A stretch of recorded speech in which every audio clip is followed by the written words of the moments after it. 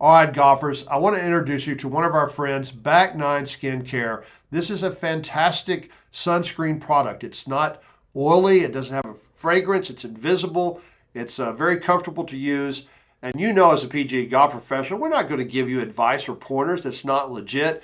Check it out, you'll be glad you did, and hope to see you in the fairway real soon. Hello, and welcome to another episode of Fairways and Friends. My name is Courtney Connell. And we have a very special guest for you today, our good friend David Price. He epitomizes something that often goes unnoticed with many other PGA professionals: the leadership, the integrity, how he mentors, and how he is a wonderful steward of the game of golf. And while many professionals know him and other fans know him as a leader in the rules of the game of golf, he brings so much more to the table. And today, we're not going to let the conversation go in the direction of a rules seminar, but we are going to talk about some exciting things that he has been a part of and the role he has played in the rules of golf and in the game of golf as well. But I have to start off right off the bat. We're going to just go ahead and swing for the fences. One of my favorite stories that David Price, I hope, will unpack for us is, and David, I'm going to cue it up for you, and welcome to Fairways and Friends, and thank you for being part of our podcast. Well, thanks a lot, Courtney. It's great to be here, and I'm excited to see you launch this new portion of your life, and I'm looking forward to it. Thank you so much. So I'm going to go ahead and tee it up. Carolyn Creekmore, Jerry Smith, Bent Tree Country Club, and President George W. Bush. Take it from there. Well, Jerry Smith was my longtime, very, very, very best friend, and he was the golf professional at Brook Hollow Country Club, and George Bush, following his presidency, had moved back to Dallas and was a member at Brook Hollow, and they played golf off and on there, and he invited President Bush to come over to Bent Tree to play, and invited me into the game, and Carolyn Creekmore, who was the reigning national women's senior amateur champion, came along with us to play, and Jerry kind of teed me up before the round and said, now, you've got to be able to get under his skin a little bit, because he's going to try and get under yours, I promise you. And that's just the way he is. And so, I was very humble and very respectful, and met him on the first tee, on the driving range, actually. And then we eventually moved down to the first tee. Well, President Bush set up the game. He said, okay, it's going to be Carolyn and I playing against you and Jerry. And we said, all right, that's going to be fine. And then he says, you guys play with no strokes, and you play from the back tees, and I'll play from the white tees, and Carolyn will play from the ladies' tees. I get 9 strokes, he says, and Carolyn gets 5 strokes. And Jerry immediately said, no, that's not happening. If we're all going to play from the same tees, Carolyn can play from the ladies' tees, but she's not getting any 5 strokes. And so we went ahead and got ready to tee off, and Carolyn, President Bush teed it up first and hit it down the fairway, and then Jerry hit it second. So I was going to hit last before we went up to the forward tees for Carolyn. So I teed the ball up, and I backed off and started getting my alignment, and I looked over at Jerry and I said, man, this is about as nervous as I've been on the first tee in a long time. And President Bush piped in real quick and says, hey, don't worry about it. Hey, we're just here among friends. He says, don't pay any attention. You just don't worry about the fact that you're here with the President of the United States, of course, trying to get under my skin. And I said, well, that's not really the problem. I said, I've really never played with a USGA Senior Amateur Championship champion before. And that is so good. He just burst into laughter, and of course Jerry and Carolyn were just rolling over when I said that. So it was kind of a cute story, and it's one of my favorites. It broke the ice, and it was a very, very enjoyable day. He was just wonderful to play with. He is very special, and he's good for the game of golf, and I love that story, and I appreciate you sharing it with us. David, you have spent a long time in the game of golf. What first drew you to the game, and how did you get involved with it? Well, interesting. Growing up out in Odessa, we had an event out there called the Odessa Pro-Am, which was back in the 60s. I know that's dating myself quite a bit, but back in the 60s, this was a wonderful thing for the kids because we could go out and caddy in the tournament and make some pretty good money. And we had golf professionals coming in from all over the world. It was held every year during the British Open. And a lot of the guys that didn't travel overseas would come down and play in this pro-am. And remember, we had movie stars that played in it. We had celebrities that played in it. We had sports celebrities. We had obviously some pretty good players, if you want to call Byron Nelson and Lee Trevino and people like that, good players. But it was exciting, and I happened to go out and caddy.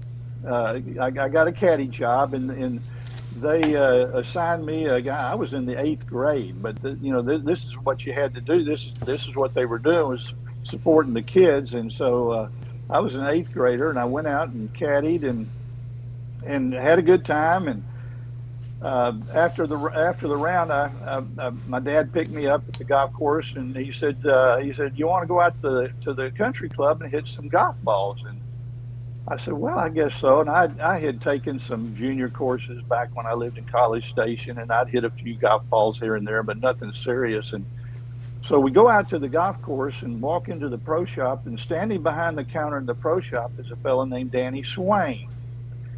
Danny was the guy I caddied for that day. I had no idea. There was none at all. And so I walked in, looked at him, and of course he just opened up and started talking to my dad and so on and so forth. And we hit it off really good. And Danny kind of took me and a couple of other, one that you know well, Randy Smith, and a couple of other guys under his wings, and got us all interested in playing, and really showed a lot of warmth towards us, and pushed us quite a bit. As a matter of fact, he made us, as we were getting a little bit better here and there, we were watching the high school teams play, and they had some great players on the high school teams out there at that time, and we're in awe of those guys. And Danny kept pushing us, and the club championship came around, and he said, I need you guys to play in the club championship. We're going, no, Danny, there's no way. We don't belong in the club championship. We're not that good of players. And he said, well, I still want you to play. And we're playing against guys 4 and 5 years older than us. And sure enough, he pairs each of us with one of these good players, or a couple of these good players. And so we could see and kind of get an idea of what it's going to take, so to speak. And lo and behold, a couple of us went out and beat one of the good players in our group that we were playing with. Well, you can imagine that just really inspired us at that point in time. And Danny just kept pushing us and saying, you don't realize what kind of talent you have, and this, that, and the other. And so that really got me into playing the game. And we did have a very good high school golf team, and at Odessa Permian, and so there's about 4 of us that did go to major colleges. As a matter of fact, if you can imagine this, 3 of us ended up at the University of Texas at the same time, and then another one went to TCU. So that's pretty much what started me playing golf. That's fantastic. Did you ever imagine early in your journey that you would be led and enjoy the highest honors of the profession, being a National PGA Professional Year, Texas Golf Hall of Fame, and recently the Byron Nelson Foundation Northern Texas PGA Hall of Fame?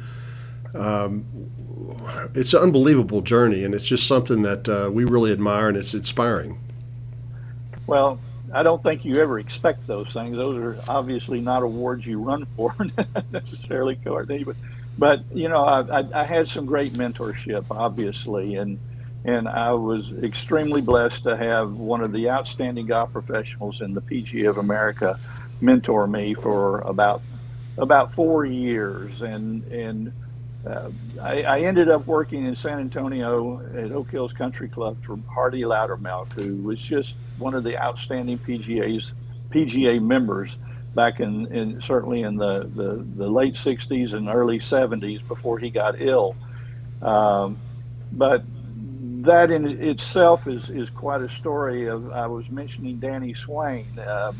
Danny was actually an assistant golf pro at Oak Hills working for Hardy, and he's the one that got me interested in going into the golf business. I really didn't know what I was going to do coming out of college. I was a finance major, graduated in 4 years, so I was very proud of that. Played on two national championship teams at Texas, although I wasn't a participant at those tournaments. I was on that team, um, and so I had a little bit of a resume for golf, and I had a little bit of a resume for going into business. So I really didn't know what I wanted to do, and Danny talked me into trying the business, and I had been down to Oak Hills to visit him a couple of times, and had met Mr. Loudermilk, and I didn't get the job the first time I interviewed. I was still in college when I interviewed with Mr. Loudermilk the first time, but I didn't get the job then. I still had some college to finish up, and frankly, I wasn't ready.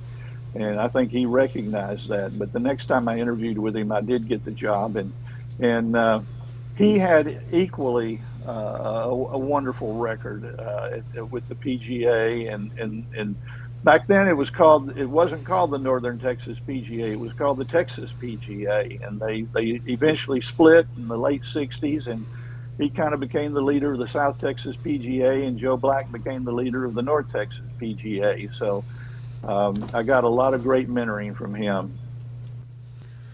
When you were named National PGA Golf Professional of the Year, what did that mean to you personally? Well, first of all, it was quite a shock, Courtney. I obviously did not expect it at all. It was when Tom Addis called me from the PGA of America, I was just overly surprised that I was even being considered for the position, or for the award. And Tom started going over my resume, and I hadn't paid much attention to my resume. I'd been at Bentry at that point in time for 10 years, and I, uh, I, I had done a lot. I had participated a lot in playing the game. Number one, at our highest level for a PGA member, the PPC Championship, I'd played 3 or 4 times, and then I had done some other things. I gotten involved with the governance of the PGA in South Texas, and then when I came to North Texas, I immediately was added to the board of directors at the North Texas PGA. So I was involved with that. I was involved with rules. Obviously, I started that in 1987, and was moving up the ladder there a little bit. I had been involved as a golf professional, and gotten some recognition here and there with merchandising and a few other things. And when Tom started reading off that resume to me, I thought, man, that guy sounds pretty good.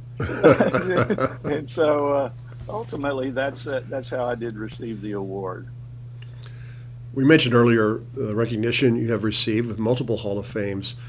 When those experiences happened to you, who were some of the first people that you thought about? Well, certainly Hardy was the first person I thought about. Hardy was when I got to Oak Hills in 1973. Hardy was starting to experience a situation with peripheral neuropathy, and it was a very fast spreading neuropathy, and he had been doing a number of things at that point in time, and I knew he was involved with everything that was going on in South Texas. He was very, very close friends with George Hannon, my golf coach at Texas, and Coach Hannon was very instrumental in supporting me when I wanted to get into, decided to work as a club professional, and he supported me when I contacted Hardy. He gave Hardy a lot of good stories about my work ethic and this, that, and the other that helped me a lot. But Hardy was planning to run for office when I got there in 1973. He had done a lot of work with the PGA nationally, and he was planning to run for office when he got sick. And so I watched him from I say abroad, but actually inside. I was inside the shop with him while this was all going on, And very humbly, he stepped down from running and talked to Joe Black. And I'm not going to say he talked Joe Black into running, because I think Joe was considering it anyway. But Hardy ran Joe's campaign running for back then it was actually treasurer of the PGA of America. And I just watched Hardy's involvement with everything that went on, and how he not only supported and did a wonderful job at the club at Oak Hills, but how he supported his association, the PGA of America. And I knew right then that that was going to be something that I wanted to do. I'll also say that along with Danny Swain that I'd spoken to earlier, there was another gentleman from Odessa named Jerry Cosby, who had also worked for Hardy at Oak Hills. Jerry and Danny were closest of friends and played high school golf together at Odessa High School, went to Lamar University and played at Odessa College first, then went to Lamar. And Jerry got the first job at Oak Hills, and then Danny came along behind him, and there were some others that Buddy Cook and some other fellows that came along that worked for Hardy. We had about 5 guys in a row that worked for Hardy that were all from Odessa. So he kind of had the train moving from Odessa to San Antonio. And Jerry was an outstanding golf professional as well. And Jerry always supported getting involved with your section, helping out as best you can, doing anything you can to help promote the PGA of America. And Jerry himself was voted the 1985 Golf Professional of the Year. So Oak Hills has actually had 4 Golf Professionals of the Year that worked at that club. The first was Warren Smith, who went from Oak Hills to Cherry Hills. And then Hardy came along after Warren, and then Jerry got his in '85, and I got mine in '95. Fantastic. And you wonder what's in the water in Odessa with Jerry Cosby being a National Golf Professional of the Year, yourself, Randy Smith, and others that came out of Odessa have had very impressive careers. So it's pretty unique. And when I hear the word Odessa, I think about what's going on up there. Yeah, it was interesting that it worked out that way. But, in the 1960s, there wasn't a lot to do in Odessa. We had become a football town because of a gentleman that had moved to Odessa in 1965 to be the head football coach. And I've talked about this before. A fellow named Gene Mayfield moved to Odessa Permian from Borger to be the high school football coach. And Gene brought himself and some of his assistant coaches to help run the athletic department at Odessa Permian. And if you look back in the annals of time and look at the sports teams that were developed back in those days, I'm talking anywhere from 65 to 72 when Mr. Mayfield was there, you'll see that it became an incredibly successful athletic department in all sports. And he was one that brought a different type of culture to the school. And it wasn't just sports, it was everything. He developed a culture in the school that was based on hard work, tradition, being true to the team, being true to your teammates, and producing the best athlete you could produce. And myself and Randy were certainly a product of that. And he was a wonderful man to be around, and he inspired us all. Like I say, all sports: basketball, football, baseball, track, everything. Golf as well, tennis as well. You're very humble and remembering and recognizing the mentors that you had at the very beginning. What lessons do you still carry today from those mentors? Well, I think Hardy had the most effect on my professional life. He was first of all, he was an outstanding human being. He was outgoing. He always had a smile on his face, even through his years of pain and suffering, which there were many years of that. He always had the most wonderful attitude, and met people with the biggest smile you've ever seen in your life, and treated people wonderfully. But he also had expectations, and his expectations were that this is my plan, and he had plans drawn out for us. We knew what we were going to do when we went into the shop. We knew what we were going to do when we ran a tournament. We knew what we were going to do when we were merchandising for him. We knew what we were going to do when we were buying product for him, because he trained us that way. Now, I was a very lucky beneficiary of the fact that Hardy became increasingly ill while I was there and was not able to necessarily show up for work every single day. And as a result, I was his first assistant, and he would put a lot of responsibility on me to do the jobs that he normally would do. So here's where I say I was the beneficiary.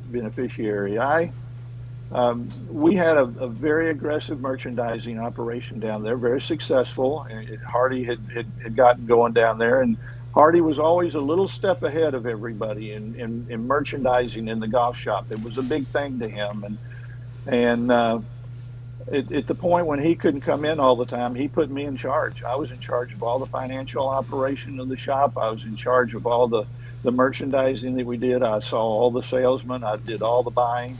Now, the good news was Hardy always kept close to me, and if he saw something that he felt like I was doing wrong or incorrectly or needed improvement on, he would immediately let me know right then. So, I was really lucky that I was able to start a career in doing these kind of things without any investment on my own. The only investment I had was my time and the need to be good to keep doing it.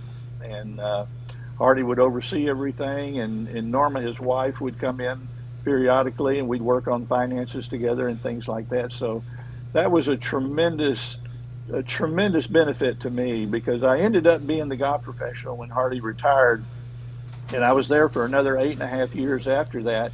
And when I moved into the position of being the head golf professional, it was like, you're just going to keep doing what you've been doing, what Hardy has taught you to do, and what Hardy has overseen you doing. You're just not going to have Hardy watching you every single day. So that was a tremendous benefit to me, and I'm very indebted to him. But it's not just Hardy; it's all the golf professionals that I've met along the way. One of the things that I used to always tell my assistants, I was notorious for being the worst interviewer in the world with assistants, because my interviews never lasted 30 minutes. They didn't last an hour.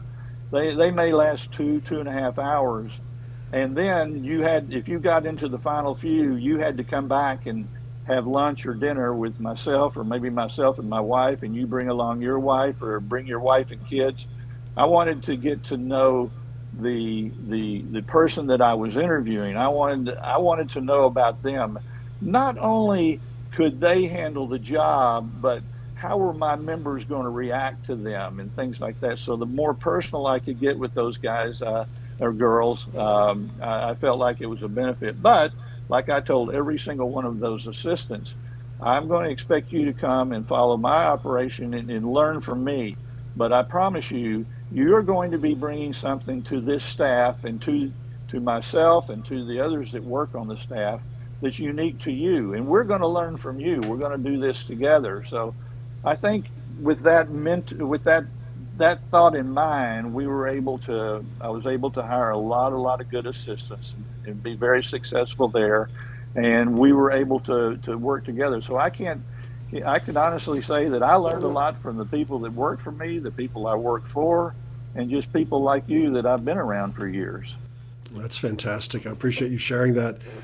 Before we go into the rules of golf, I do want to mention I had the good fortune of meeting Hardy Loudermilk at Oak Hills Country Club. And of course, we never forget first impressions. And when I went into the men's locker room, he was holding court. And there were about a dozen professionals there. I think it was a pro-am going on that day. And I just was awestruck by everyone's attention and him speaking. And it was a really great experience and something I'll never forget. And then through the years, I've enjoyed you unpacking more stories and more excellence relative to Hardy and his his blueprint and his culture. So I appreciate you sharing that. I want to now move into the rules of golf, and I'm going to hit you hard right off the bat. Share with our golf fans the hardest ruling that you've ever had to make, and it may not be what some people think. All right, Pods Nation, we're excited to let you know we've got some phenomenal guests coming right around the dog leg, probably in the month of July, so be checking out our website and our social media. Damon Hack from the Golf Channel, country western singer Pat Green, and one of my favorite writers, Tom Cohn, who's the editor of Golfer's Journal magazine, a magazine you need to check out. We're always going to be bringing you the best, and I just want to remind you, may your fairways be wide, your friendships run deep, and we hope to see you in the fairway real soon. Now back to our guest. Well, Courtney, as you well know, you've been in the business a long time like myself, and we've watched over the years how the rules have evolved. And it's been significant. There were so many. I got seriously involved with the rules back in about 1986 or so, or actually I guess about 1984 is when I first went to my first rules workshop, and I wasn't even invited to the workshop necessarily. I was an officer in the South Texas PGA, and they asked our officers of the South Texas PGA if somebody in the section would be interested in hosting a rules workshop, and so I stepped up, said, yeah, we'll be glad to host one at Oak Hills. I thought it was a pretty nice venue for it. We were actually going through a renovation of the golf shop, and things were kind of shut down in there for a little bit. And so we had a golf course where we were playing the Texas Open, so we had tour experience there, and I thought it'd be a great idea. So I stepped up and said, yeah, Oak Hills, we'll be happy to do it. And they said, well, okay, would you coordinate it? And I said, well, I'm not a rules guy necessarily. I'd be happy to coordinate it, but I'm not. Oh, we don't need a rules guy. We just need somebody to coordinate it. We've got 3 guys coming in to teach it. So I said, sure, that's fine. And so that's how I kind of got involved. And then getting into the rules, I started seeing things, and I think we all have, that just didn't quite make sense. It didn't make sense that some people were getting penalized in situations that probably shouldn't happen. So you asked me what's the toughest one that I've had to do, and it was in 2010 at the Masters Championship, and on the 15th green, Padraig Harrington had hit a beautiful second shot into the green on number 15 and had about a 9-foot eagle putt. Well, on the radio, we'd all been listening on the rules radio. We always have a weatherman at each of these major championships, and the weatherman will come on and give weather updates. And he'd come on while Padraig's walking down the fairway. He had come on and had been warning us of a cold front coming in, and said the wind is going to change rather dramatically at some point in time here. And right while Padraig's walking down there, he said it's imminent that the wind's going to be changing here very quickly. And so Padraig comes up, marks his ball, steps away, and somebody else putts. Padraig walks back and puts his ball back down on the green. And he's standing with his back to the northwest.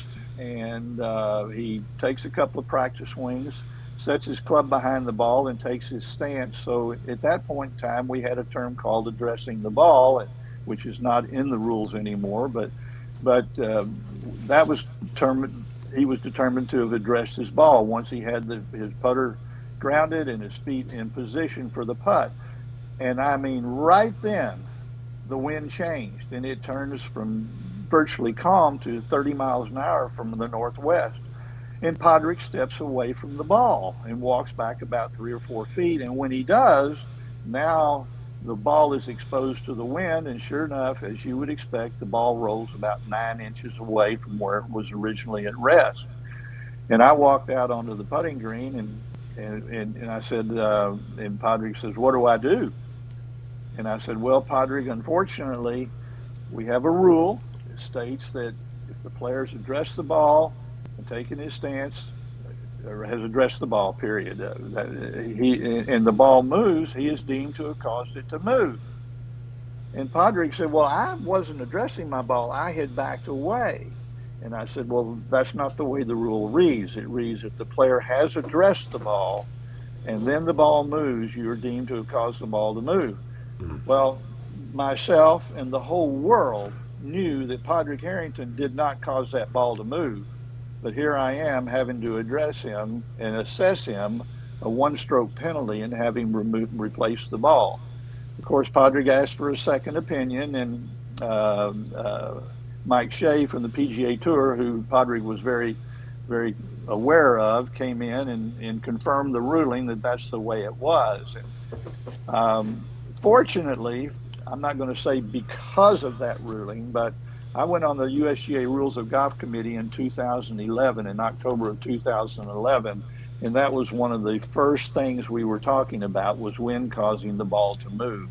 And it took from 2011 until 2016 to get that rule permanently changed. That's just how slowly the USGA and the R&A work these rules and go over them, and it was just a rule that needed to be changed. Obviously, there was another rule in place at the same time that said if you move a loose impediment within one club length of your ball, and the ball subsequently moves, you are deemed to have caused it to move. Even if you pick up a stone that's 34 inches away from the ball, let's say, and the shortest club in your bag is a 35-inch putter, then and your ball eventually moved, you were deemed to have caused it to move. And so there were a lot of archaic rules that needed to be changed. And fortunately, in 2019, I think we made the rules of golf, I'm not going to say easier to understand, but a lot easier on the players, and they don't get penalized nearly as often. That had to be pressure packed with Padraig Harrington. That had to be really tough. And I'm going to bring up another rules situation.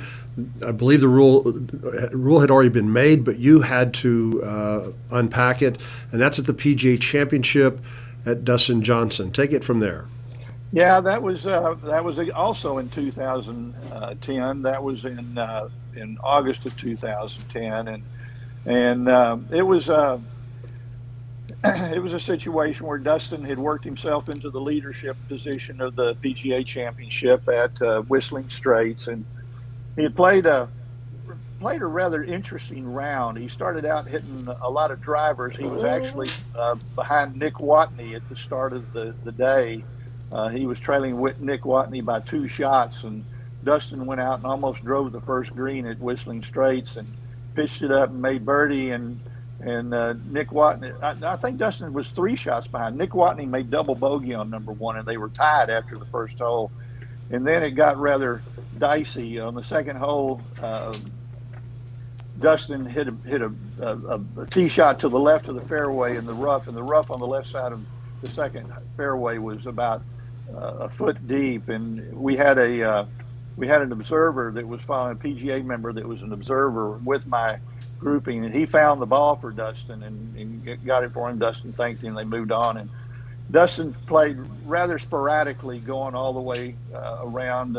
Same thing happened on number 9. He hit a ball way left, and my observer found it in the deep grass. Dustin thanked him, and we moved on. The same thing happened on number 11. Finally, after number 11, he started hitting 3-wood off the tee, and the first hole he had an opportunity to do that was on number 13. He hit it down the fairway on 13, made birdie, and then he got over on 16 and made another birdie, and lo and behold, by the time we finished 17, he was tied for the lead. Or no, he was leading the tournament by a stroke, and the 18th fairway is about 70 yards wide. It's huge, but it also has a limitation on how far you can hit the ball, because if you hit the ball more than about 310 yards, you were going to hit it, you were going to come to the end of the fairway and you'd be in deep rough. But Dustin, for whatever reason, instead of going ahead and hitting 3-wood again, which I just knew he was going to do, he decided to hit a cut driver. And we had a kind of a northwest wind blowing from about 10:30 into him, and he gets this ball started way further right than he intended to, and it ends up missing the fairway about 30-something yards. But my observer was right there and got to the ball immediately, and Of course, we know the story about Whistling Straits. It's got 1,100 bunkers there, and Dustin and everything was a bunker, and we had advertised that, as you probably remember. We had signs everywhere. It was a color property, and so it had lots of sinks in the men's locker room and in lavatories, and we had signs above every single sink. We had signs in all the bathrooms, above every urinal, inside every stall, and on every locker. You couldn't miss the signs that every sandy area is a bunker. So it was considered back then a hazard. Can't ground your club. Well, so when I arrived at the ball, it was in one of these bunkers, and it was a mess. People had been sitting in it, standing in it. There were cups, paper, cans, all kinds of stuff in the bunker. And my observer was there immediately, protected the ball, and when Dustin's caddy, who was Bobby Brown at that point in time, when Bobby came up, my observer said your ball's right here in the bunker, and Dustin comes walking up, and he tells Dustin, he says, "Son, you got a break. Your ball's in the bunker and not in the high grass," which indeed that was true.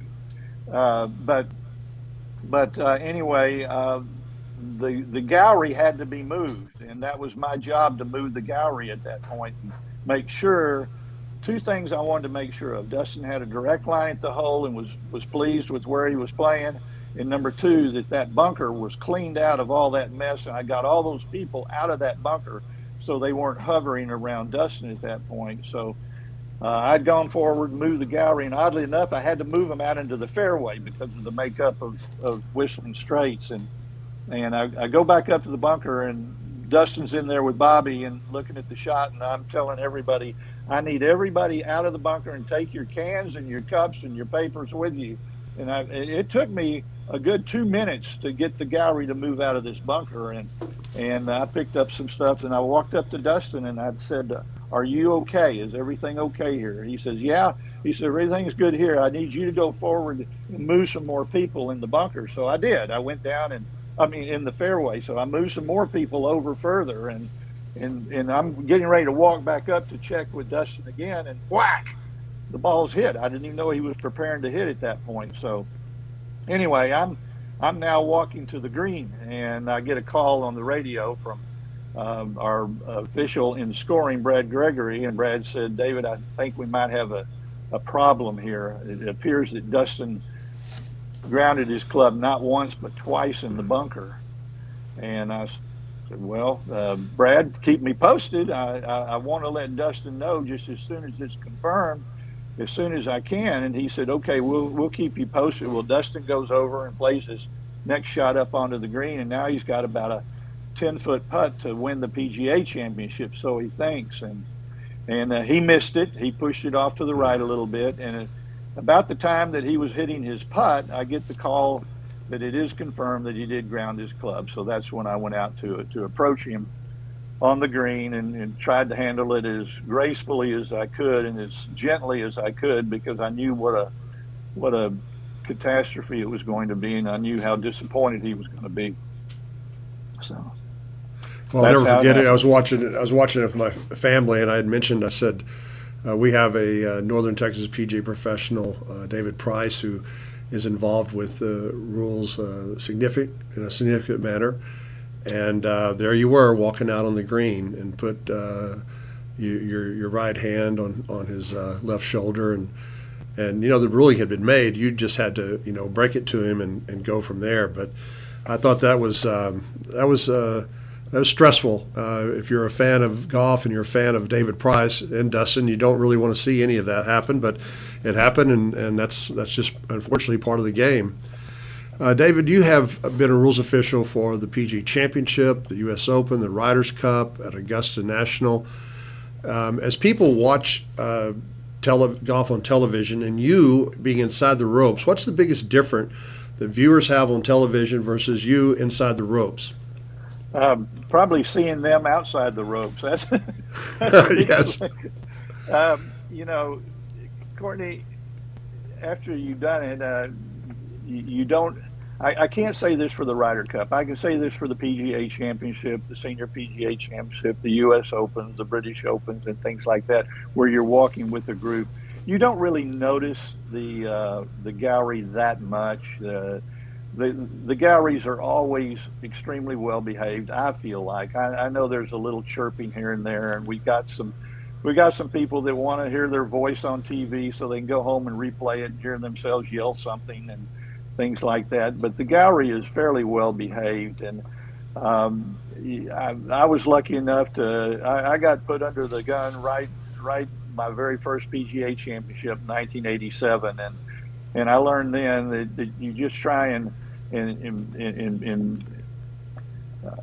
use your knowledge to the best of your ability, and you keep personalities and things like that out of it, and you just proceed. Where just like I might be giving you a ruling, or a friend of mine a ruling. If it was the right ruling, you give them the ruling.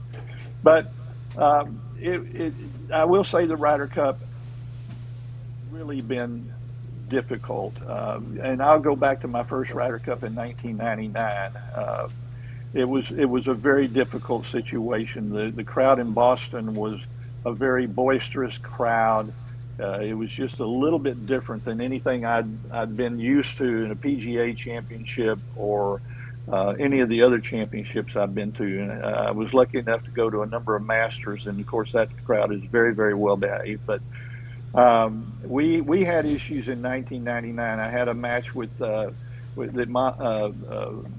Colin Montgomery was involved in that I was refereeing, and I had to stop the match on the sixth green because of fan behavior, and I had to get security to guard the gallery stands that were there, the grandstands, to keep people from creating problems. They upset Colin tremendously, and then it happened again on the ninth hole where somebody took a picture with a flash bulb as he was addressing a putt on the ninth hole, and it was just very contentious. And then later, and I was lucky enough to have Tiger's match in the singles, and he was playing against a fellow named Andrew Coulthard, who had not played a single match yet. Three of the players for the European team that year did not play in the full ball or foursomes. They only played in singles matches, and of all things, Andrew draws Tiger. Well, poor Andrew doesn't have a chance against Tiger, I'm sorry to say, and we had an issue with a lost ball that was a little contentious, and then we had fans yelling at Tiger. At Andrew. I literally had to have, on two different holes, I had to have three people removed from the tournament because of their behavior. Security took them away, and it's disappointing. And it's gotten worse and worse and worse. It's gotten really hard at the Ryder Cup, and I understand that at the U.S. Open this week, they did not stand for any of that. They did not stand for even anybody yelling, get in the hole, or on somebody's drive, which we know is ludicrous, but it's a habit that people have created over the years. But they did not stand for any of that. So it's really gotten bad, and we're going to do our best to correct it. I promise you. I know you are, and I think it's good that the focus on this seems to be a priority, and I think it'll get corrected quickly. You mentioned being a rules official at the Masters. Do you recall the very first time that you went there, and what were you thinking as you were arriving at Augusta National for the Masters to be a rules official? Well, I was walking on eggshells, to tell you the truth, and I'll never forget the first one I went to. I was assigned to hole number 9. And so our tournament headquarters is about 50 steps from green number 9. It's not very far. So they told us to get out early and just check the whole location, make sure it's right, go up and down and check the fencing or the roping that's up, make sure all the volunteers are in place and this, that, and the other. Well, I got out there an hour early, at least an hour early, and I set one of the rules that Will Nicholson, the tournament director, would use is make yourself conspicuously inconspicuous. That is, you don't want to get in the way of people. You don't want you in the camera view, but we want you where the players can find you if they need you. So I went down and set my chair and my bag down in front of the front left bunker on hole number 9, where I'd be below the green. Fans couldn't see. I thought it was the perfect place. So I walk up the fairway. I talk to every volunteer going up the left side of the fairway. I come down the right side of the fairway. I talk to every volunteer over there. And finally, I get back to my bag when the players are about in the middle of the fairway off their tee shots on number 8. And I pull my chair out and I put it down and I sit down. And a voice behind me comes up and says, "You're not really going to sit there, are you?" And I turned around and I looked at this elderly lady, Georgian Southern lady, and I said, "Well, yes, ma'am. They told us to be conspicuously inconspicuous, so this is the best place I could find." She said, "Well, honey, I've been coming here for 34 years and nobody has ever sat there." And I said, "Well, we're not going to start today either." So I picked up my chair and moved to the back of the green. But That's a great story. That was funny. Has it been 40 years that you've been involved with the rules of the game? 40 years next year. 40 years next year. 40 years this year. I started in '87, so yeah, it'll be 40 years next year, and our championships at Frisco next year. So that's a nice 40-year anniversary. Fantastic. So you've seen a lot of different experiences and situations. In your opinion, what separates a great champion and how maybe they deal with adversity or deal with a tough ruling? What separates the champion besides maybe the average player on situations such as that? Well, I'm not sure everybody gets used to a bad ruling. It depends on what bad or is adverse conditions, adverse Yeah. situation. How some champions handle it and others don't. What makes the difference? How they embrace that? I think the best players know that they can recover. They've got a confidence that they can recover. I think the players that do not accept penalty stroke or such are the ones that are not absolutely sure that they're going to be able to recover from the situation, and are kind of walking on eggshells that if they make a bogey, they may not be able to recover from that. I think the great players know that their game is good enough that they can make up and recover from something like that. I guess if I had to pin it on one thing, it's their ability to get the ball up and down when necessary. It's the ability to hit fairways and greens when necessary, and keep playing at a high pace. The ones we get the most adverse situations with are players that are right on the edge, just right on the cusp of either making the cut or a good round or a bad round that really are you don't see necessarily every day. We've gotten our rear ends chewed out by a number of players, but normally it's the guys that are not necessarily in contention or just trying to put food on the table day by day. Walking in those events and those major events, do you have a memory of a special shot or special outcome that still gives you chills when you think about it, that you got to witness it, you had a front row seat to it? Well, there were some interesting ones, to say the least. I think I was lucky enough to be able to walk with Tiger on three of his PGA championships, two of his PGA championships in the last group. And obviously Tiger had the reputation of if he was leading the tournament, he never lost a PGA championship. And until Hazeltine, and of all people, he's walking with Y.E. Yang, or playing with Y.E. Yang the final day. And I was a little concerned about this pairing because I didn't know just how much English Y.E. was going to be able to understand if I had a ruling with him. And I was assured that he could understand me, but he was not going to be able to talk to me. And lo and behold, he ended up having a caddy from San Antonio, of all places. And so I didn't have any trouble with that situation. But as you know the story, came out, Tiger didn't play particularly bad, but YE played particularly good. And as the round progressed, Tiger didn't separate himself, and YE kept hitting shots here, hitting shots there. And as the story was going, he was hitting hybrids, which hybrids back in, I think this was 2001, I think it was, at Hazeltine. As the story goes, people weren't hitting a lot of hybrids back in those days, and he had 3 of them in his bag, as well as his 2 fairway medals.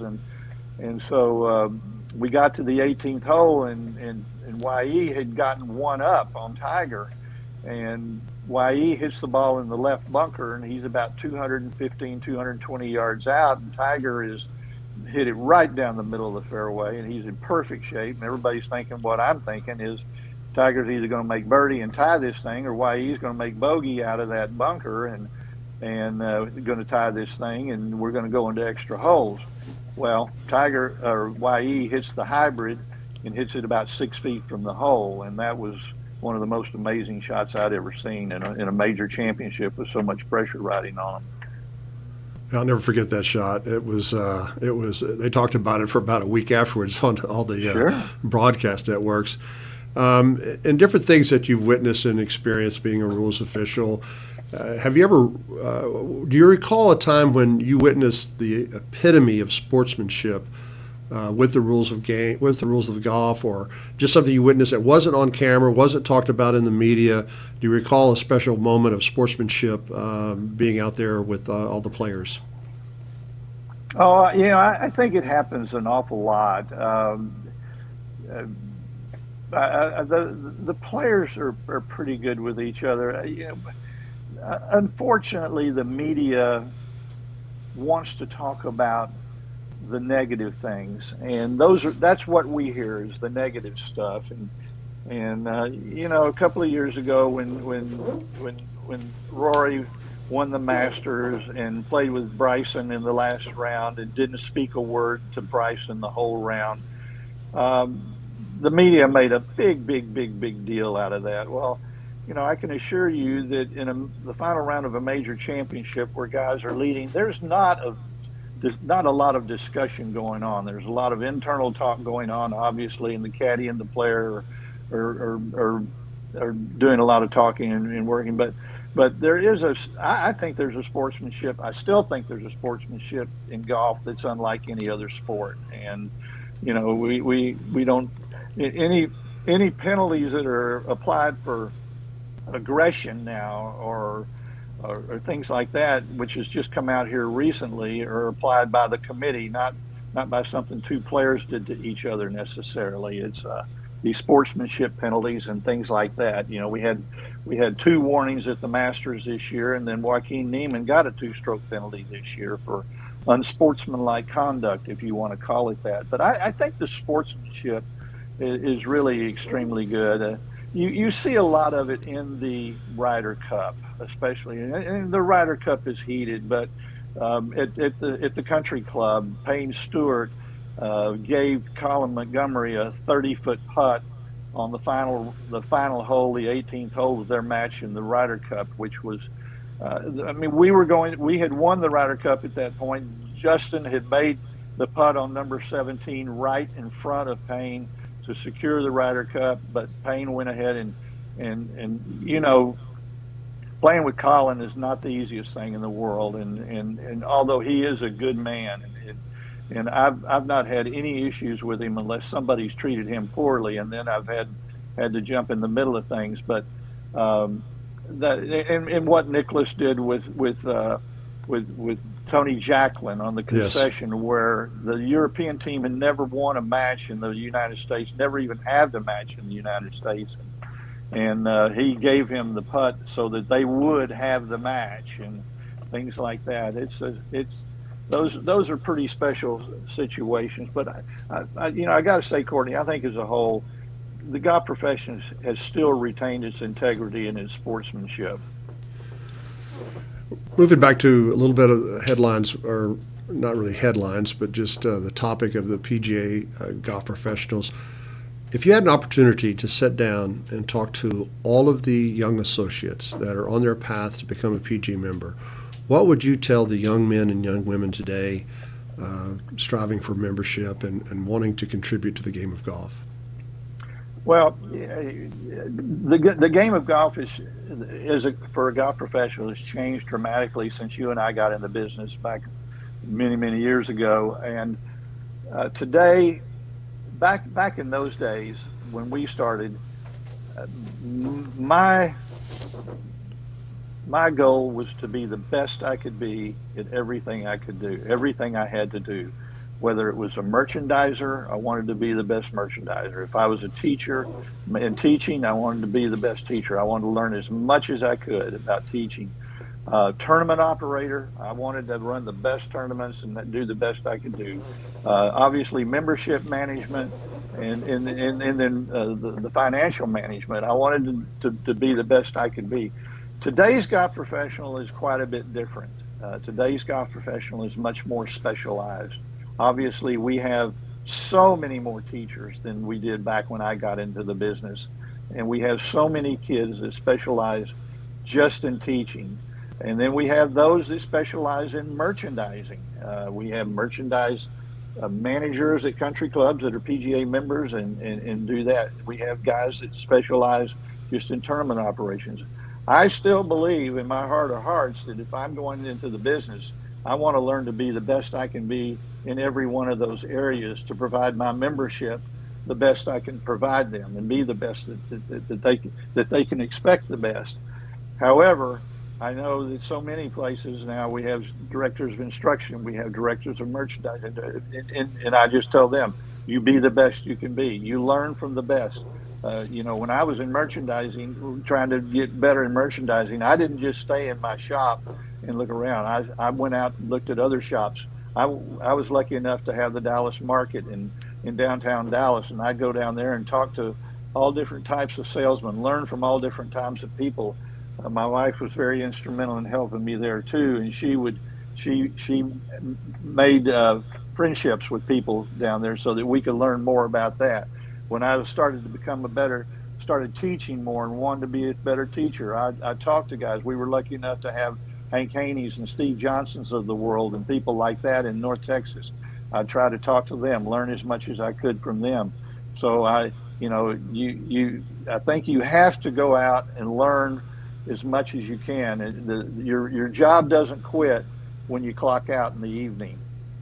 That's maybe when the most important part starts, because that's when you have time to go out and teach yourself or learn more from. And there's so many ways to learn now on the internet. You can learn so much on the internet that we never had the opportunity to do that. But it's all about being the best you can be. Really great. Before we wrap up, I want to go to a fun part of the interview. Not that the other parts have not been fun, you know what I'm saying, but we always like to do a little rapid fire. What's your favorite golf course that you've ever played? Well, it's not going to sound funny, I guess. The best golf course that I've ever played, condition-wise, was Muirfield Village. I guess you could say the best golf course I've ever played, popularity-wise, has obviously got to be Augusta National. Mm-hmm. My favorite golf course is Pebble Beach. That's the golf course that I would love to play every day. Is there a favorite golf course where you've been able to officiate? Baltusrol was as good as I've ever seen. I really enjoyed Baltusrol. I did the 2017 the Jimmy Walker PGA Championship there, and I did the KPMG, which is our women's PGA Championship there in 2023. And both of Baltusrol was outstanding both times. It was just an outstanding golf course and a lot of fun. Do you have a favorite Masters champion that you really look up to?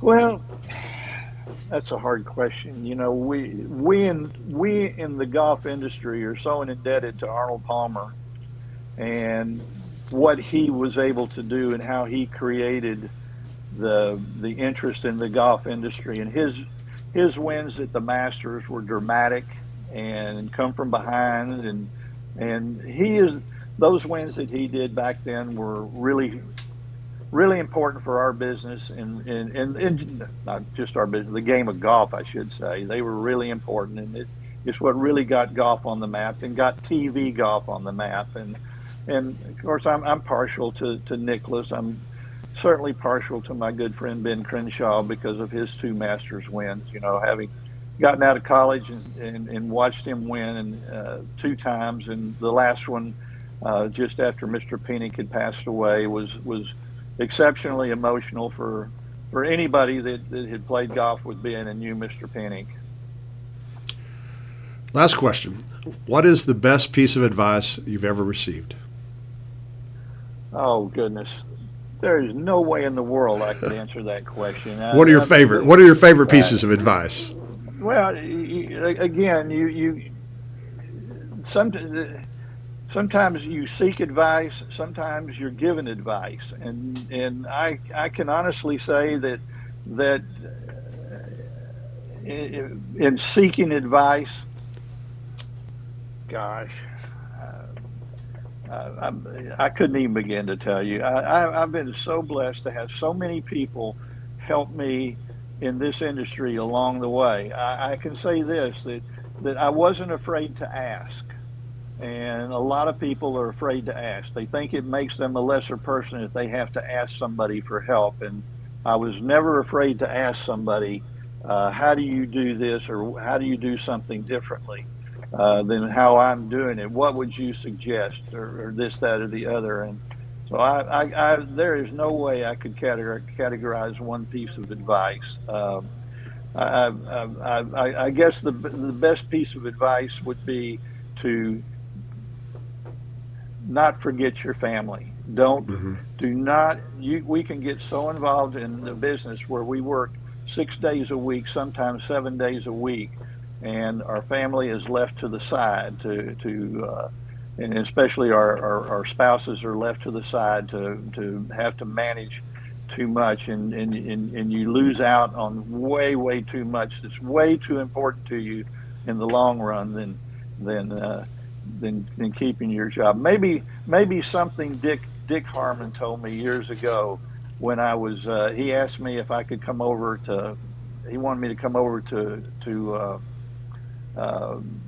River Oaks to play in a little golf game he was putting together with about 8 guys, and I said, Dick, I can't do it. And he said, well, why not? And I said, well, I've got this or that going on at the club, and I just don't feel like I can be away. And he said,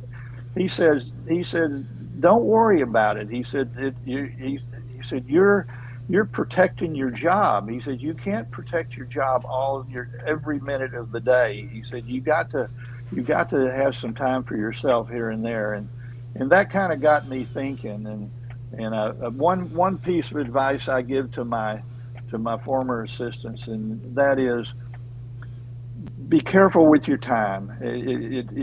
You got to be able to get away from the club, and if you got something going on that you feel is important, and you just can't be, I understand that. But if it's something that the staff can manage and you train that staff properly, go ahead and do it. It's going to be good. I promise you, it's going to be good if you trained them properly. It may not be as good as if you were there, but it's going to be good. So just have confidence in that, and go ahead and take time to be with your family, or be away with another place you need to be.